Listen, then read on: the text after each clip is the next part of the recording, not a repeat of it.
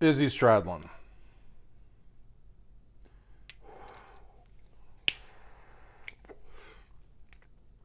Izzy Stradlin, rhythm guitarist, major songwriter for Guns N' Roses, largely overlooked, celebrated by Slash, celebrated by Duff, celebrated by Axl, not on the reunion tour, probably doesn't want to be in the reunion tour. Richard Fortus is a phenomenal rhythm guitar player, but not Izzy. Gilby Clarke was an amazing rhythm guitarist, but not Izzy. You got to realize Izzy Stradlin was like 19 years old. You know, he was young. I mean, at that age, I don't know how many people have experienced that level of stardom. John Frusciante was very young as well for the Mother's Milk record, and then the follow-up Blood Sugar Sex Magic that went like triple platinum. He was like 20 years old. Tracy Guns, when he was playing with Axl, was only like 17 or 18 years old, but they were a garage band. I mean, I think the John Frusciante example is a better example.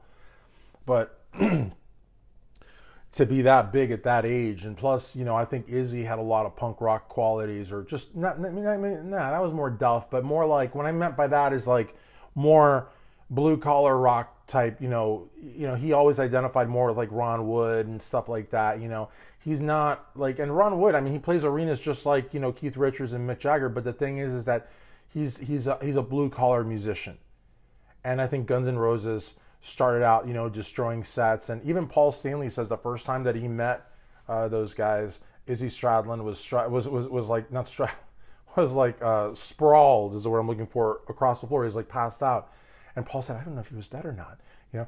But the thing is that they were dangerous. You know, they were like the Sex Pistols in the punk regard, like the New York Dolls. They were like early Motley Crue. They were dangerous. I mean, they trashed sets, you know, they caused riots. How many rock bands have caused riots? I mean, they were dangerous, but I think that, you know, as they got bigger and the shows got bigger, and I love, you know, Izzy's quote for MTV, I had a bus, they had a plane, I got there faster. I mean, he wanted to tour on a tour bus. He wanted to probably stay backstage. He probably wanted to play occasional clubs and theaters, and he just wasn't like about this, like, you know, this mega rock star thing. And even though Guns N' Roses, like, you know, would have beat up like a group like Winger or like Pretty Boy Floyd, or so. Actually, I think they liked Pretty Boy Floyd, but they would have beat up the glam image in a second. And I think that's why they wanted to tour with Nirvana, and I think that's why they had these punk rock, you know, roots, which are undeniable. The Spaghetti Incident is nothing but punk songs. These guys were clearly inspired by punk, but I mean, I think that while they didn't do like the spandex and the chains and the ridiculous attire and the platform boots, they were still, you know, lapping it up when it came to the excesses. I mean, they weren't so bad as to say no brown M&Ms like Van Halen, but they were pretty extravagant, you know what I mean? And so I think that turned Izzy off.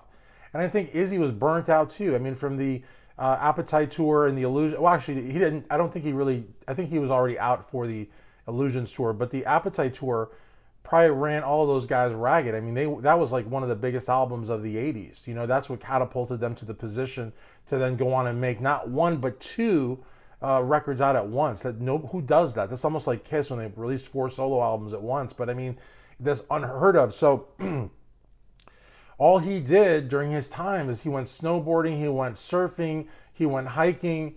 He took like 5 or 6 months off. I understand, but like, that's just not a luxury. Like Jason Newsted with Metallica, he wanted to do a side project, EcoBrain.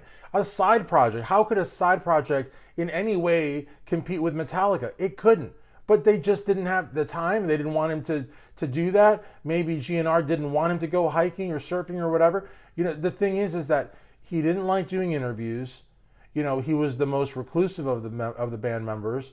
And even with all of that, he was still burnt out. If they would have just let him go, but they didn't. And the thing is that he played a very important role in Guns N' Roses, almost just like maybe Robin Crosby of Rat. As soon as Robin left Rat, how long did they last?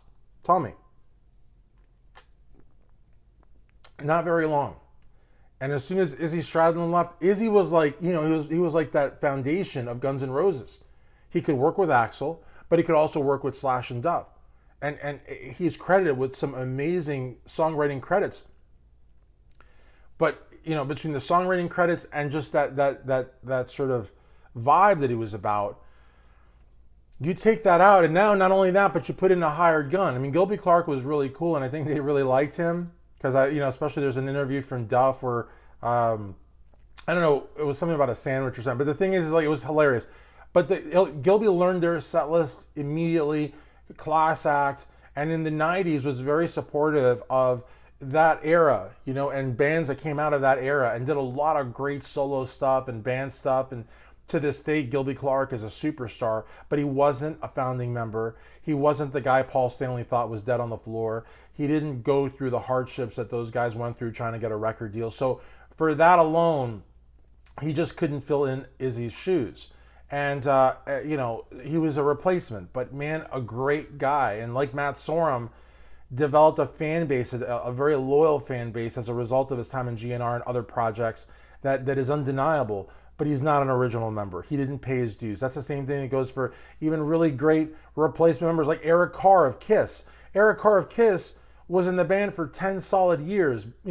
Blood, sweat, loved, dreamt Kiss, and was amazing with the fans. He wasn't an original member. Again, Jason Newsted.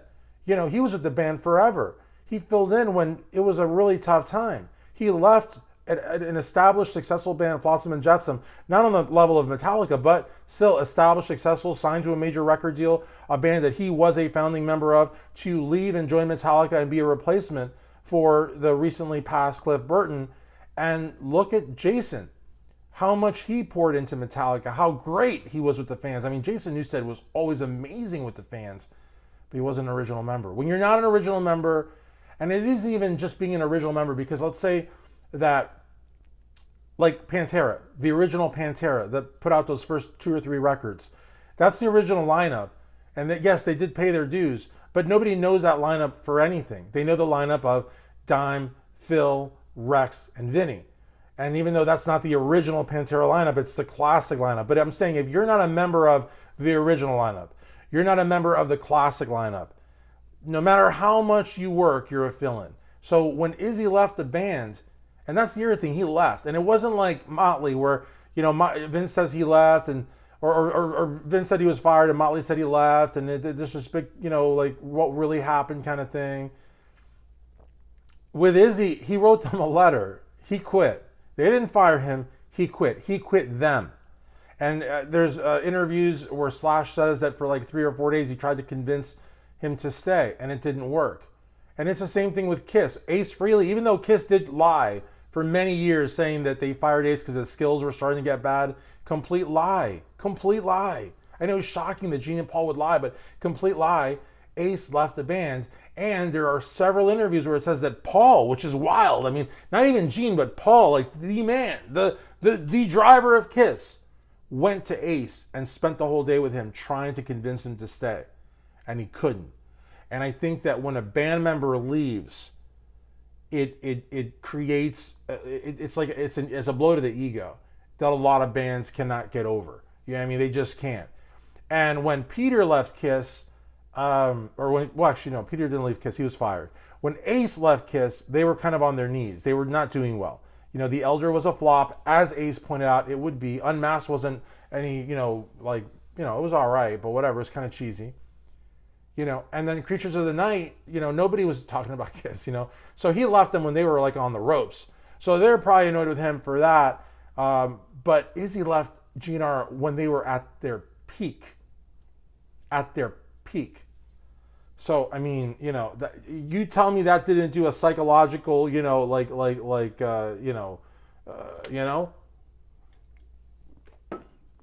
So, I don't know. I would love to see Izzy on there, but the thing is, will Izzy's presence sell more tickets? Probably not. And that's probably what these guys care about. These guys meaning Axl, then Slash, and then Duff. I think Duff is the least interested in making money, and because at that level, you already have all the money you need. Now, granted, you always want to make more, but Duff, he talks about his daughters and how big they're into the scene. He talks about punk a lot. He's in that now classic lineup where with Johnny Lydon's like drunk and he's like messing with Marky Ramone, and he's there. Duff is there with the guy from with Henry Rollins, and just You know, Duff is a real punk rocker. I mean, he just is.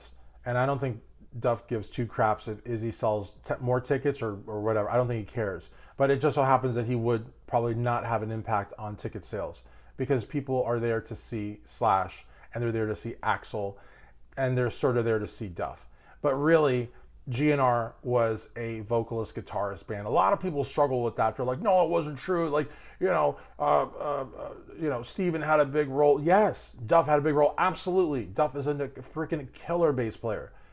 Dizzy Reed, I don't know that much about Dizzy, but he is a really, really good organist, pianist, keyboardist, synthesizer guy. That whole 90s Nine Inch Nails thing is represented in GNR, in my opinion, by Dizzy Reed.